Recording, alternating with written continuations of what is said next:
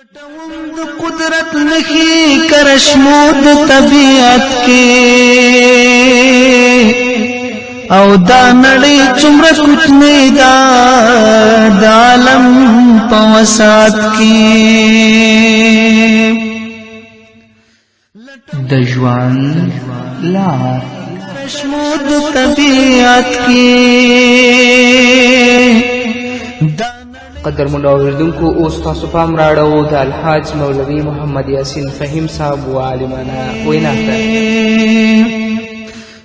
د ژوند لار انسان په ځان کې ورک شي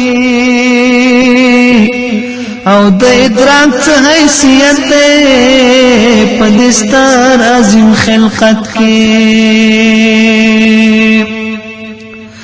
فکر ستړی شي راستون شي هر انسان په ځان کې ورک شي د ادراک څه حیثیت دی په دې ستر عظیم خلقت کې بسم الله الرحمن الرحيم الصلاة والسلام على سيد الأنبياء والمرسلين سيدنا ونبينا وشفيعنا ومولانا محمد وعلى آله وأصحابه الطيبين الطاهرين قدرمنو اوریدونکو د ژوند د لارې د خپرونې مینوالو السلام علیکم ورحمت الله وبرکاته ستاسو روغتیا خوشحالي د پاک رب نه غواړم په دې هیله چې د صحت او عافیت جامې په تن ولرئ او خوشحالي مو په برخه وي دا دی زه محمد یاسین فهیم د ژوند د لارې د خپرونې په وړاندې کولو کې ستاسو په خدمت کې یم زموږ د نننۍ خپرونې موضوع ده د دې نړۍ حقیقت یعنی د دنیا حقیقت چې دنیا او د دنیا متاع څه شی دي نو قدرمنو اوریدونکو د نیکمرغي تله او د شیانو تقدیر دا ټول د الله رب العزت په کلام کې شته او الله رب العزت دی چې هغه د شیانو او د اشیاو تقدیر لیکي لکه چې رب العزت فرمایي ولولا ان یکون الناس امة واحدة لجعلنا لمن يكفر بالرحمن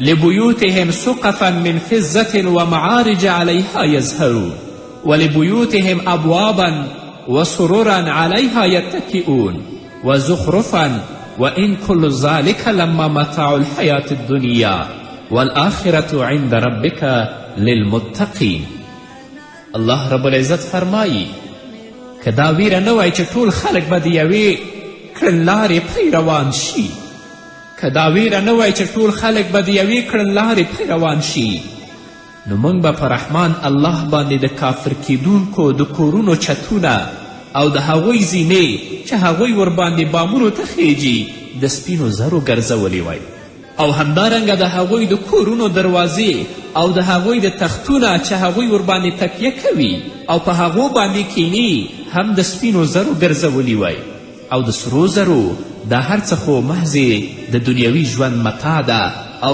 آخرت ستا رب په وړاندې صرف د تقوادارو خلکو لپاره دی نو قدرمنو اوریدونکو د دې نړۍ حقیقت دا دی چې دغه ټولې دنګې او ښکلې ماڼۍ چې نن خلکو په رشوت په سود او په حرامو پیسې لاسته راوړي دي او ځان ته یې جوړې کړي دي دا ټولې بې ارزښته او سپکې دي ځکه که دې شیانو د یو غوماشي د وزر په اندازه هم ارزښت درلودلی نو الله رب العزت به کافر ته ترې یو ګوټ اوبه هم نه وی ورکړي خو د الله رب العزت په دربار کې دا هیڅ ارزښت نه لري تاسو وګورئ د رسول الله صلی الله علیه وسلم ژوند مطالعه کړئ د صحابه و کرامو رضوان الله تعالی علیهم اجمعین ژوند مطالعه کړئ چې هغو آیا دنیا ته ارزښت ورکړی که نه امیر المؤمنین عمر فاروق رضی الله تعالی عنه فرمایي چې یو ځل زه محمد رسول الله ته ورغلم په داسې حال کې چې رسول الله صلی الله علیه وسلم په ځمکه باندې ویده و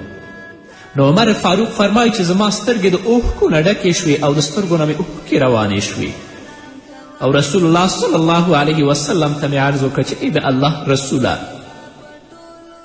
ورته مې ویلې چې ای د الله رسوله ته د قیصر او کسرا راحت او هوساینې ته ګوره چې څومره هوسا ژوند لري او څومره په راحت کې ژوند کوي پرله دې چې هغوی کافر دي او ته په ټولو انسانانو کې غوره انسان یې او ته داسې په خاورو باندې ویده نو محمد رسول الله صلی الله علیه وسلم عمر فاروق رضی الله تعالی عنه ته وفرمیل چې ای عمره په دې کې څه شکمن یې او ته دا نه خوښوې چې ستا لپاره آخرت او د دې کافرانو لپاره د دنیا ژوند دی آیا دا تا نه خوښوې لکه چې الله رب العزت فرمایي من کان یرید الحیات الدنیا وزینتها نوفی الیهم اعمالهم فیها وهم فیها لا یبخسون اولئک الذین لیس لهم فی الآخرة الا النار وحبط ما صنعوا فیها وباطل ما کانوا یعملون الله رب العزت فرمایي کوم خلک چې یوازې د همدې دنیا د ژوند او د هغې د ښکلاو غوښتونکي دي د هغو د کړو وړو ټوله میوه موږ هم دلته ورکوو یعنې په دنیا کې ورکوو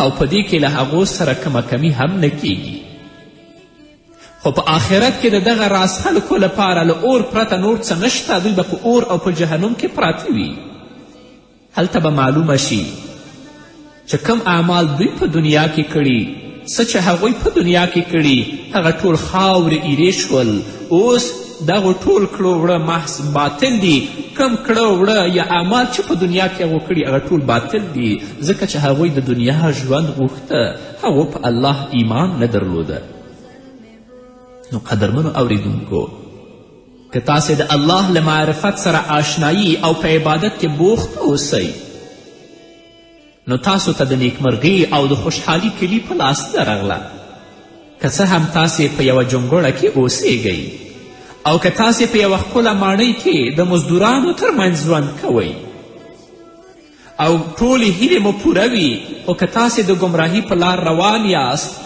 نو دغه شیان تاسې ته نیکمرغي نشي دربخلی او په داسې حال کې به ستاسې آخرت تباه وي او له نیکمرغي نه به بېبرخې یاست نو دنیا هیڅ ارزش نه لري تل لپاره د الله نه د آخرت د ښایسته ژوند او د هوساینې غوښتونکي اوسئ هغه انسان چې د خپل رب وپیژنده او د خپل رب په وړاندې د بندګي سر ښکته که نو نیکمرغي خیر او برکت ټول به الله د دې انسان په برخه کې که څه هم دا انسان په یوه جونګړه کې استوګنه ولري او هلته پروت اوسي خو د سرغړونې په صورت کې که ته په ماڼیو کې هم اوسیږي خو پر دې باوري شه چې ستا پای به ډیر تریخ وي ځکه چې تا لا تر اوسه پورې د نیکمرغي کلي لاسته نه ده راوړي الله رب العزت فرمایي وآتیناه من الکنوز ما ان مفاتحه لتنوء بالعصبة اولي القوة الله رب العزت د قارون یاد کوي چې قارون د خپل قوم پر خلاف سرغړاوی وکړه او موږ هغه ته دومره خزانې ورکړې وې چې د هغه کلیګانې د قوي کسانو یوې ټولۍ به په خپل زور باندې ایله وچتولې دومره خزانې به وي چې د خلکو یو ټولۍ به د هغه د خزانو هغه کلیانې ایله وچتولې دا د هغو ژوند و خو تاسو راشئ د رسول الله صلی الله علیه وسلم او د صحابه کرامو ژوند وګورئ چې هغوی د دنیا حقیقت پیژندلی و حضرت علی کرم الله وجهه چې د محمد رسول الله صلی الله علیه وسلم د تره زوی او د رسول الله صلی الله علیه وسلم زوم هم دی یو سهار حضرت علی کرم الله وجهه او د هغې میرمن فاطمة الزهرا رضی الله عنها د څه خوړو لټه وکړه وبیول چې څه شی وخوري خو هغه یې ترلاسه نه کړه په کور کې څه شی نه ول حضرت علی کرم الله وجهه د یخني له امله یوه چپنه واغوستله او د مدینې په اطرافو کې د خواري او مزدوري په لټون پسې ووت چې چیرته مزدوري وکړي حضرت علی کرم الله وجهه ته چا وویل چې هلته فلانکی یهودی یو زراعتي باغ لري لاړ شه د هغه سره مزدوري وکړه حضرت علی کرم الله وجهه هلته ورغی او باغ ته د یوې دروازې له لارې ورننوت یهودي حضرت علی کرم الله وجهه ته ویل چې ای اعرابي هغه ته اعرابي ویلې راځه او له ما سره مزدوري وکړه او هغه مزدوري دا ده چې د دغو بوکو او دلچو په وسیله له دغې څانه اوبه را اوباسه او دغه ونو او بوټو ته یې اچوه هره بوکه یا هره دلچه چې ته د کوهي نه راوباسې د هغه په بدل کې به زه تاته یوه دانه خرما درکوم حضرت علی کرم الله وجهه د یهودي سره د همدغه تړون پر بنسټ څه موده دغه سخته او زړه چاودې مزدوري وکړه، تر دې چې د حضرت علی کرم الله وجهه لاسونه وپړسېدل، ځکه چې مخکې در دې به یهودي دغه کار په اوښ باندې کوه. علی کرم الله وجهه به ټوله ورځ کار بېګا ته به یې دغه خپل بزدوري په مقابل کې څه خرماوې لاسته راوړې وي. اول به لاړه محمد رسول الله ته څه خرما به هغه ته ورکړي او څه لږ اندازه خرماوې به یې خپلې میرمن فاطمة الزهرا ته له ځان سره یوړي. همدغه د دوی د ژوند چارې وي، خو هغوی پر دې پوهېدل او ډاډه ول چې کور یې له نیکمرغیو او خوښیو څخه ډک دی، دنیا ته هغو د سره ارزښت نه ورکوه. دنیا حقیقت باندې هغوی پوه ول، هغوی د آخرت خوشحالي او د آخرت ژوند غوښت. قدرمنو اوریدونکو، د خپرونې په دې وخت کې راځو لنډې دمې ته. دمې نه وروسته زموږ خپرونه دوام لري. په دې هیله چې تاسو هم زموږ ملتیا وکړئ. زور او ځواک په دنیا پاتې دی، بې واکه ترې نه درومي، باچاهان نه پر ولاړ وي، رب تا ته په ذلت کې. زور او ځواک په دنیا پاتې دی، بې واکه ترې نه درومي، باچاهان له پر ولاړ وي، رب تا ته په ذلت کې. قدرمنو اوریدونکو، بیا هم تاسو ته ښه راغلاست وایم. تاسو د قارون او د حامان ژوند مطالعه کړئ. هغوی د دنیا ژوند ته ژوند ویلی و، آخرت پسې نه ګرځېدل. الله رب العزت یو ژوندی په خاورو ننیست او بل الله رب العزت لعنتي که. لکه چې الله رب العزت فرمایي اعلموا انما الحیات الدنیا لعب ولهو وزینة وتفاخر بینکم وتکاثر فی الاموال والاولاد كمثل غیث اعجب الكفار نباته ثم یهیج فتراه مصفرا ثم یکون حطاما وفي الآخرة عذاب شدید ومغفرة من الله ورضوان وما الحیات الدنیا الا متاع الغرور. الله رب العزت وایي چې ښه وپوهیږئ چې د دنیا دغه ژوند له دې پرته بل څه نه دی چې یوه لوبه او ساعتیري او ظاهري زیب او سینګار دی، او د دنیا ژوند ستاسې په خپلو منځونو کې یو پر بل باندې ویاړېدل او په مال او اولاد کې یو پر بل باندې د مخکې کېدلو هڅه کول دي. د دې مثال داسې دی لکه چې یو باران وشه، نو په هغه سره د راپیدا کیدونکو نباتاتو په لیدلو سره بزګران خوشحاله شول، بیا همغه کښت پخیږي او ته وینې چې هغه ژیړ شو، بیا هغه بوس ګرځي. د دې برعکس آخرت هغه ځای دی چې هلته د دنیا غوښتونکو لپاره سخت عذاب دی او د آخرت غوښتونکو لپاره د الله مغفرت او د هغه رضا ده. د دنیا ژوند الله وایي د غولونې له متاع پرته بل څه نه دی. مومنو اوریدونکو، نیکمرغي د بلال، سلمان او د عمار سره وه. یو یې حق ته د آذان او بلنې کار سرته رسوه، بل یې په صداقت سره د اسلام په مقدس دین کې د وروروري چارې سمبالولې، او بل یې له حق سره په میثاق او ژمنه ټینګ ولاړ و. الله رب العزت د دغسې کسانو په اړه فرمایي اولئک الذین نتقبل عنهم احسن ما عملوا ونتجاوز عن سیئاتهم فی اصحاب الجنه وعد الصدق الذي كانوا یوعدون. له دغه ډول خلکو څخه موږ د هغو ډېر ښه عملونه قبلوو او د هغو له بدیو څخه تیریږو. دوی به په جنتیانو کې شامل وي. دا د الله رب العزت دغه ریښتینې وعدې سره سم چې له هغو سره څه کیږي، دا د الله ریښتینې وعده ده له هغو سره. قدرمنو اوریدونکو، نړۍ وپېژنئ، حقیقت د دنیا ځان معلوم کوي، ځکه د دنیا جاه و جلال له منځه ځي. ریښتونی او حقیقي سعادت هماغه دی چې تل او بشپړ وي، دوام یې په دغه او هغه نړۍ دواړو کې وي، محاسن او ښایست یې په غمونو او اندېښنو سره له منځه نشي تللی. تاسو وګورئ، نعمان بن المنذر دا د عراق ولسمشر و، تر یوې ونې لاندې کېناست او د شرابو پیاله یې په سر راواړوله. دغه وخت نامتو حکیم عدي بن زید هغه ته په یوه لفظ سره نصیحت وکړه او ورته ویل پاچا سلامت پوهیږي چې دغه ونه څه وایي؟ عدي بن یزید د عراق ولسمشر ته وایي چې آیا پاچا ته پوهیږي چې دا ونه څه وایي؟ پاچا ویل زه نه پوهیږم چې دا ونه څه وایي. عدي بن یزید هغه ورته شعر ویل په دې معنا چې زموږ په چاپیریال کې ډیرو لارویانو اړولی دي او ارغواني شراب یې نوش کړي، بیا زمانې پرې لوبې وکړي او همدغه د زمانې حال دی کله څنګه او کله څنګه. ونه داسې وایي چې ډیرو لارویانو زموږ په چاپیریال کې اړولی دي او ارغواني شراب یې څښلي دي، بیا زمانې او وخت په هغو لوبې کړي دي. دا د زمانې حال دی کله څنګه او کله څنګه. د دغو شعري بیلګو په اورېدو سره د عراق ولسمشر په فکر کې ډوب لاړ او شرابخوري یې پرېښوده او همداسې مقدر او اندېښمن پاتې شو تر څو چې هغه مړ شه. همدارنګه تاسو وګورئ د ایران شاه د فارس د حکومت د 2.5 کلن تلین په ویاړ او د حکومت د نفوذ او د توسعې په مناسبت لویه جلسه جوړه کړې ده، خو زمانه چاته ډیر وخت نه ورکوي.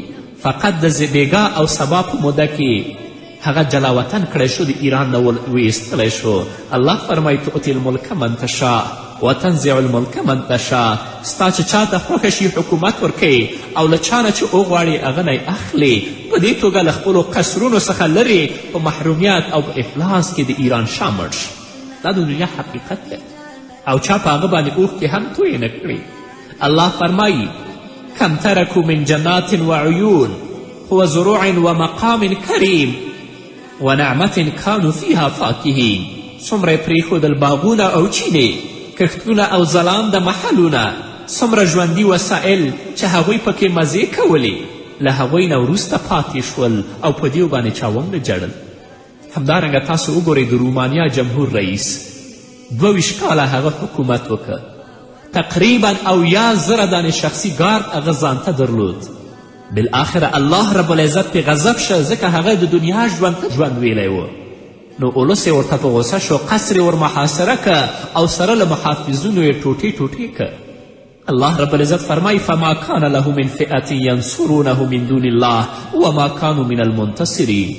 بیا د هغه د مرسته کوونکو هیڅ کومه ډله نه وه چې د الله په مقابل کې د هغه مرستې ته راغلی وای او نه یې خپله مرسته په خپله وکړی شوه. همدارنګه تاسو د فلپین رئیس جمهور وګورئ چې هغه ډیره ستره واکمني درلودله، ستر ځواکمن و.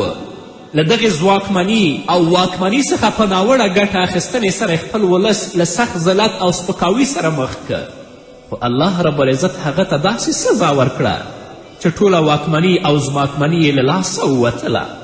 له خپل هیواد اهل کورنۍ څخه هغه وشړل شه او په هیڅ کوم ځای کې هغه ته پناهګاه هم حاصله نه شوه او په یو بدمرغه مرګ باندې مړ شه او ولس یې په خپل هیواد کې د قبر لپاره هغه ته ځای هم ورنه که.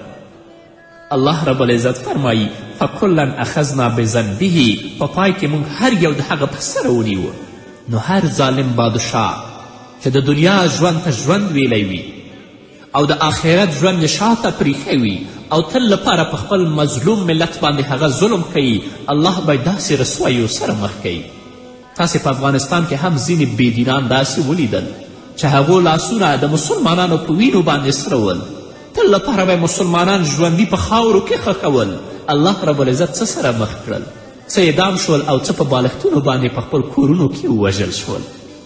همدارنګه تاسو وګورئ د مصر رئیس جمهور چې هغه دنیا ژوند ته ژوند ویلی و. چا به چې د حق او د توحید ناره پورته کړه هغه به یا اعدام کوه یا به یې وژه. خو الله رب العزت د داسې ذلت سره مخ که، د داسې شرم سره مخ که چې د 84 کالو په عمر کې اوس لا تر پنجرو شاته او بندي ذلیل او رسوا پروت دی. 10 کاله یې واکمني کړې وه. همدارنګه تاسو د تونس رئیس جمهور وګورئ چې هغه د دنیا ژوند ته ژوند ویلی و، آخرت ته شا کړې وه. الله رب العزت په داسې شرم سره د خپل وطن نه جلا وطن که چې چا بیا په نړۍ کې هغه ته ځای نه ورکوه. نو الله رب العزت دې په موږ باندې رحم وکړي.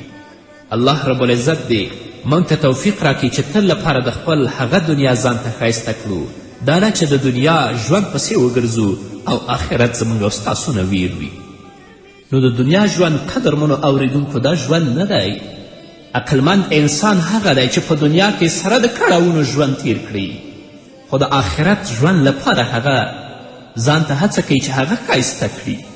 ځکه په دنیا کې انسان له ډول ډول حوادثو او پیښې سره مخ کیږي. غم، خوښي، نیکمرغي، بدمرغي، خواري او دربدري او داسې نور حالات، او په دې فانی نړۍ کې څوک هم په یو حال نه پاتې کیږي. ډېر داسې کسان ول چې هغوی د دنیا ژوند ته ژوند ویلی و. ورځ یې په کور کې تېره کړه خو شپه یې ګور ته یې وړه. یو ساعت په کور کې و خو بل ساعت دا ګور ته لاړه. الله رب العزت دې په موږ باندې رحم وکړي. الله رب العزت دې موږ ته توفیق راکړي چې د آخرت ژوند لپاره موږ او تاسو یو څه وکړو. د دنیا ژوند شاته پرېږدو. که دنیا کې له مصیبتونو او کړاوونو سره هم ژوند کوو خو تل لپاره په دې هڅه کې اوسیږو چې د دنیا حقیقت وپېژنو چې الله دې ته لعب و لهب ویلی دي. اصلي او ابدي ژوند چې دی هغه د آخرت ژوند دی. نو راشئ الله ته غاړه کیدئ، د الله اوامر او د الله احکام ومنئ. په دنیا کې چې کم کړاو او مصیبت په تاسو باندې راځي په هغه باندې صبر او زغم وکړئ چې الله رب العزت ستاسو تلپاتې او ابدي ژوند درته ښایسته کړي. هغه کسانو چې د دنیا ژوند ته ژوند ویلی و الله هغوی رسوا کړل، ذلیله کړل. هم په دنیا کې رسوا کړل او هم به په آخرت کې رسوا او سرښکته الله ته ولاړ وي. نو د دنیا په مادیاتو باندې هیڅکله مه دوکه کیږئ. د دنیا ژوند ته ژوند مه وایئ. الله رب العزت نه تل لپاره د ابدي ژوند د ښایسته کیدلو او د عزت غوښتونکي اوسئ په دې هیله. قدرمنو اوریدونکو دا وه زموږ نننۍ خپرونه چې ستاسو درانه حضور ته وړاندې کړه. تر بلې خپرونې پورې چې زه بیا هم ستاسو درانه حضور ته راځم تاسو ټول په پاک رب سپارم. پاتې ژوند او پاتې ورځم نیکمرغه. الله مل شي. غونډارې په مدار کې یو د بل سره کنار کې بغاوت کولی نشي یو زره ستا سلطنت کې. لټوم د قدرت نښې کرشمو د طبیعت کې او دا نړۍ څومره کوچنۍ ده د عالم په وسعت کې. لټوم د قدرت نښې کرشمو د طبیعت کې دا نړۍ څومره کوچنۍ ده د عالم په وسعت کې. فکر ستړی شي راشتون شي هر انسان په ځان کې ورک شي او د ادراک څه حیثیت دی په دې ستر عظیم خلقت کې. فکر ستړی شي راستون شي هر انسان په ځان کې ورک شي د ادراک څه حیثیت دی په دې ستر عظیم خلقت کې. زور او ځواک په دنیا پاتې وجود یخني له امله یوه چپنه واغوستله او د مدینې په اطرافو کې د خواري او مزدوري په لټون پسې ووت چې چیرته مزدوري وکړي. حضرت علی کرم الله وجهو ته چا وویل چې هلته فلانکی یهودی یو زراعتي باغ لري، لاړ شه د هغه سره مزدوري وکړه. حضرت علی کرم الله وجهو هلته ورغی او باغ ته د یوې دروازې له لارې ورننوت. یهودي حضرت علی کرم الله وجهو ته ویل چې ای اعرابي، هغه ته اعرابي ویلې، راځه او له ما سره مزدوري وکړه. او هغه مزدوري دا ده چې د دغو بوکو او دلچو په وسیله له دغې څا نه اوبه را اوباسه او دغو ونو او بوټو ته یې اچوه. هره بوکه یا هره دلچه چې ته د کوهي نه راوباسې د هغه په بدل کې به زه تا ته یوه دانه خرما درکوم. حضرت علی کرم الله وجهو د یهودي سره د همدغه تړون پر بنسټ څه موده دغه سخته او زړه چاودې مزدوري وکړه تر دې چې د حضرت علی کرم الله وجهو لاسونه وپړسېدل، ځکه چې مخکې در دې به یهودي دغه کار په اوښ باندې کوه. علی کرم الله وجهو به ټوله ورځ کار بېګا ته به یې دغه خپل مزدوري په مقابل کې څه خرماوې لاسته راوړې وي. اول به لاړه محمد رسول الله ته څه خرما به هغه ته ورکړي او څه لږ اندازه خرماوې به یې خپلې میرمن فاطمة الزهرا ته له ځان سره یوړي. همدغه د دوی د ژوند چارې وي، خو هغوی پر دې پوهېدل او ډاډه ول چې کور یې له نیکمرغیو او خوښیو څخه ډک دی. دنیا ته هغو د سره ارزښت نه ورکوه. دنیا حقیقت باندې هغوی پوه ول. هغوی د آخرت خوشحالي او د آخرت ژوند غوښت. قدرمنو اوریدونکو، د خپرونې په دې وخت کې راځو لنډې دمې ته. د مینه وروسته زموږ خپرونه دوام لري. په دې هیله چې تاسو هم زموږ ملتیا وکړئ. زور او ځواک په دنیا پاتې دی بې واکه ترېنه درومي باچاهان لپړ ولاړ وي رب تا ته په ذلت کې زور او ځواک په دنیا پاتې دی بې واکه ترېنه درومي باچاهان لپړ ولاړ وي رب تا ته په ذلت کې. قدرمنو اوریدونکو بیا هم تاسو ته ښه راغلاست وایم. تاسو د قارون او د حامان ژوند مطالعه کړئ. هغوی د دنیا ژوند ته ژوند ویلی و، آخرت پسې نه ګرځېدل. الله رب العزت یو ژوندی په خاورو ننیست او بل الله رب العزت لعنتي که. لکه چې الله رب العزت فرمایي اعلموا انما الحیات الدنیا لعب ولهو وزینة وتفاخر بینکم وتکاثر فی الاموال والاولاد كمثل غیث اعجب الکفار نباته ثم یهیج فتراه. خو په آخرت کې د دغه راز خلکو لپاره له اور پرته نور څه نشته. دوی به په اور او په جهنم کې پراته وي. هلته به معلومه شي چې کم اعمال دوی په دنیا کې کړي، څه چې هغوی په دنیا کې کړي هغه ټول خاورې ایرې شول. اوس دغه ټول کړه وړه محض باطل دي. کم کړه وړه یا اعمال چې په دنیا کې هغو کړي هغه ټول باطل دي، ځکه چې هغوی د دنیا ژوند غوښته، هغو په الله ایمان نه درلوده. نو قدرمنو اوریدونکو، که تاسې د الله له معرفت سره آشنایي او په عبادت کې بوخت اوسئ نو تاسو ته د نیکمرغي او د خوشحالي کلي په لاس درغله.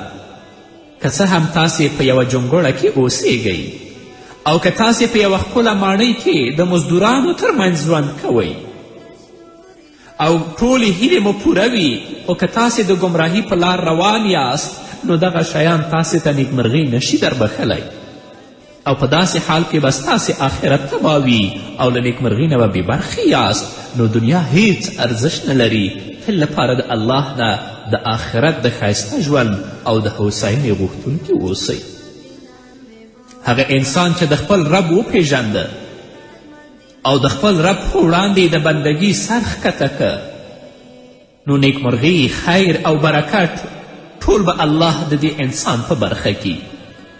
که څه هم دا انسان په یوه جونګړه کې استوګنه ولري او هلته پروت اوسي، خو د سرغړونې په صورت کې که ته په ماڼیو کې هم اوسیږي خو پر دې باوري شه چې ستا پای به ډیر تریخ وي، ځکه چې تا لا تر اوسه پورې د نیکمرغي کلي لاسته نه ده راوړي. الله رب العزت فرمایي وآتیناه من الکنوز ما ان مفاتحه لتنوء بالعصبة اولی القوة. الله رب العزت د قارون یاد کوي چې قارون د خپل قوم پر خلاف سرغړاوی وکړه او موږ هغه ته دومره خزانې ورکړې وې چې د هغه کلیګانې د قوي کسانو یوې ټولۍ به په خپل زور باندې ایله وچتولې. دومره خزانې به وې چې د خلکو یو ټولۍ به د هغه د خزانو هغه کلیانې ایله وچتولې. دا د هغو ژوند و. خو تاسو راشئ د رسول الله صلی الله علیه وسلم او د صحابه و کرامو ژوند وګورئ چې هغوی د دنیا حقیقت پیژندلی و. حضرت علی کرم الله وجهه چې د محمد رسول الله صلی الله علیه وسلم د تره زوی او د رسول الله صلی الله علیه وسلم زوم هم دی، یو سهار حضرت علی کرم الله وجهه او د هغې میرمن فاطمة الزهرا رضی الله عنها د څه خوړو لټه وکړه. وږي ول چې څه شی وخوري، خو هغه یې ترلاسه نه کړه. په کور کې څه شی نه ول. حضرت علی کرم الله مصفرا ثم یکون حطاما وفي الآخرة عذاب شدید ومغفرة من الله ورضوان وما الحیات الدنیا الا متاع الغرور. الله رب العزت وایي چې ښه وپوهیږئ چې د دنیا دغه ژوند له دې پرته بل څه نه دی چې یوه لوبه او ساعتیري او ظاهري زیب او سینګار دی او د دنیا ژوند ستاسې په خپلو منځونو کې یو پر بل باندې ویاړېدل او په مال او اولاد کې یو پر بل باندې د مخکې کېدلو هڅه کول دي. د دې مثال داسې دی لکه چې یو باران وشه نو په هغه سره د راپیدا کیدونکو نباتاتو په لیدلو سره بزګران خوشحاله شول، بیا همغه کښت پخیږي او تو وینې چې هغه ژیړ شو، بیا هغه بوس ګرځي. د دې برعکس آخرت هغه ځای دی چې هلته د دنیا غوښتونکو لپاره سخت عذاب دی او د آخرت غوښتونکو لپاره د الله مغفرت او د هغه رضا ده. د دنیا ژوند الله وایي د غولونې له متاع پرته بل څه نه دی. مومنو اوریدونکو، نیکمرغي د بلال، سلمان او د عمار سره وه. یو یې حق ته د اذان او بلنې کار سرته رسوه، بل یې په صداقت سره د اسلام په مقدس دین کې د وروروري چارې سمبالولې، او بل یې له حق سره په میثاق او ژمنه ټینګ ولاړ و. الله رب العزت د دغسې کسانو په اړه فرمایي: اولئک الذین نتقبل عنهم احسن ما عملوا ونتجاوز عن سیئاتهم فی اصحاب الجنه وعد الصدق الذي كانوا یوعدون. له دغه ډول خلکو څخه موږ د هغو ډېر ښه عملونه قبلوو او د هغو له بدیو څخه تیریږو. دوی به په جنتیانو کې شامل وي. دا د الله رب العزت دغه رښتینې وعدې سره سم چې له هغو سره څه کیږي، دا د الله رښتینې وعده ده له هغو سره.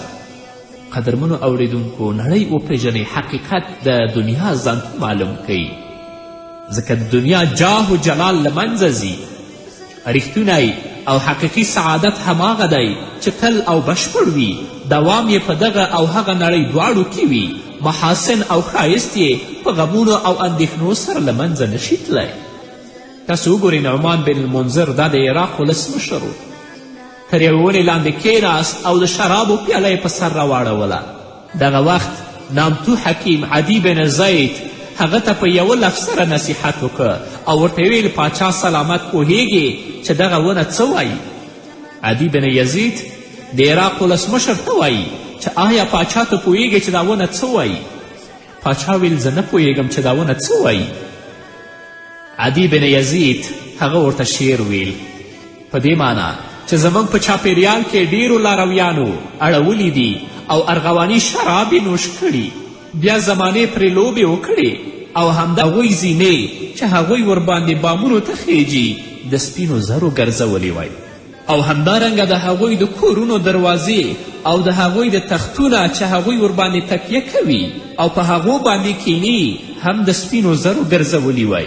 او د سرو زرو دا هر څه خو محضې د دنیوي ژوند متاع ده او آخرت ستا رب په وړاندې صرف د تقوادارو خلکو لپاره دی.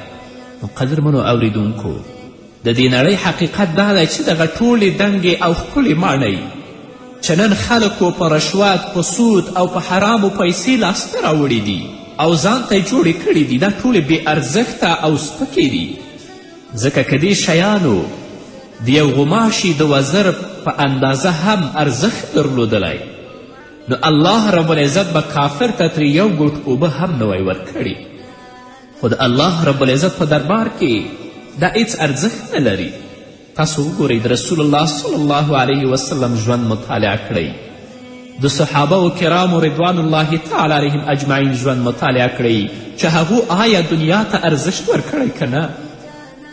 امیر المؤمنین عمر فاروق رضی الله تعالی عنه فرمایي چې یو ځل زه محمد رسول الله ته ورغلم، په داسې حال کې چې رسول الله صلی الله علیه وسلم په ځمکه باندې ویده و. نو عمر فاروق فرمایي چې زما سترګې د اوښکو نه ډکې شوې او د سترګو نه مې اوښکې روانې شوې، او رسول الله صلی الله علیه وسلم ته مې عرض وکړه چې ای د الله رسوله،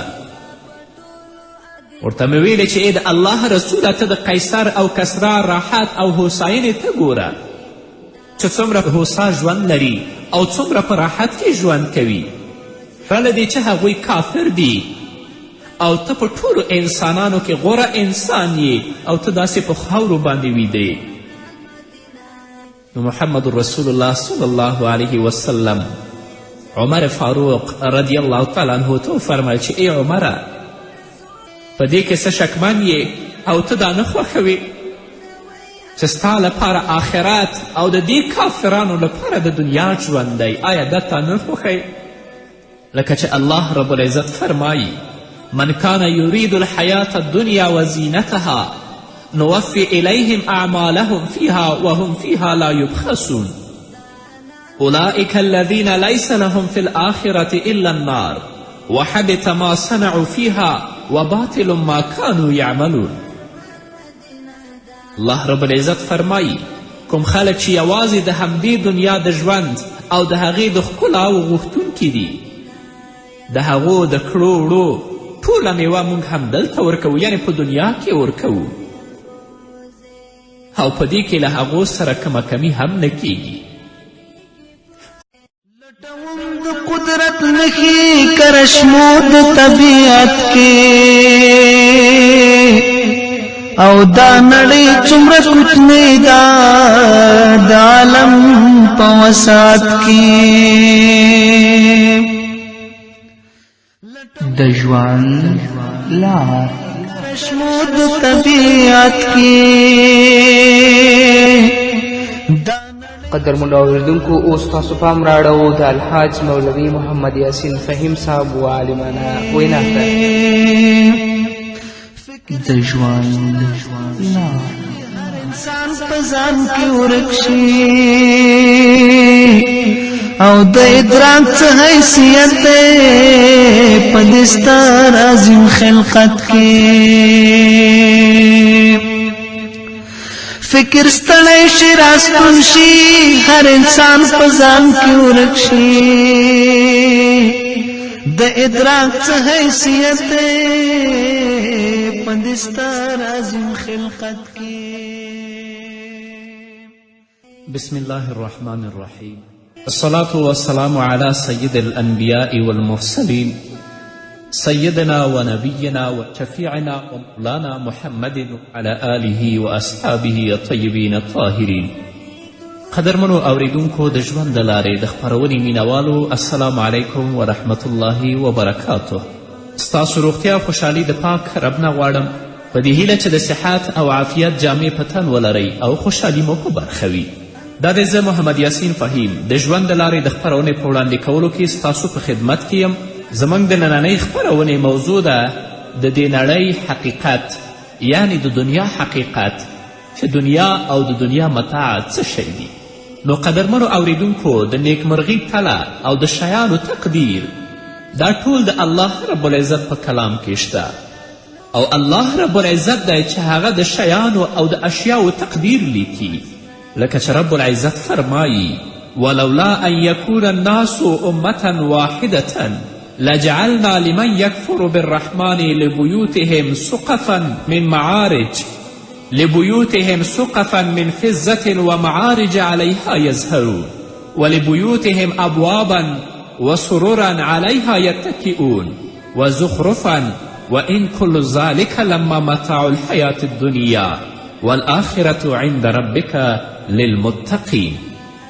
الله رب العزت فرمایی که دا ویره نه وای چې ټول خلک به د یوې کړنلارې پی روان شي، که دا ویره نه وای چې ټول خلک به د یوې کړنلارې پی روان شي، نو موږ به په رحمان الله باندې د کافر کیدونکو د کورونو چتونه او د